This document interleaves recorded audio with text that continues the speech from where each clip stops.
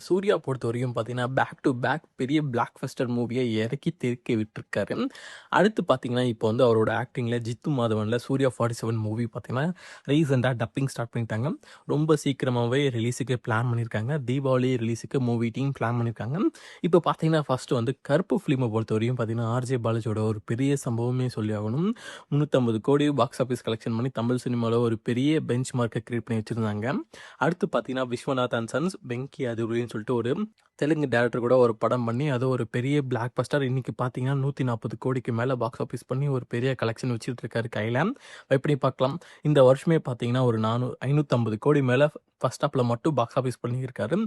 Next பார்த்தீங்கன்னா, சூர்யா 47 மலையாள director. நெறைய பேர் வந்து மலையாள ஆக்டர்ஸ் நடிக்கும்போது ஒரு திருப்பமும் ஒரு போலீஸ் கெட்டப்ல சூர்யா இறங்கும்போது அதோட ஹைப்பே வேற மாரி நிக்குது. வெயிட் பண்ணி பார்க்கலாம். ரொம்ப சீக்கிரமாவே இந்த படத்துக்கான ஃபர்ஸ்ட் சிங்கிளும், ட்ரெய்லர்ஸும் ரொம்ப சீக்கிரமாவே சூர்யா 47 டைட்டில் டீசரும் ஃபர்ஸ்ட் சிங்கிளும் ரிலீஸ் பண்ண ரொம்ப சான்ஸ் இருக்கு. வெயிட் பண்ணி பார்க்கலாம். நீங்க இந்த படத்துக்காக எவ்வளோ வெயிட் பண்ணீங்கன்னு சொல்லிட்டு கீழ கமெண்ட்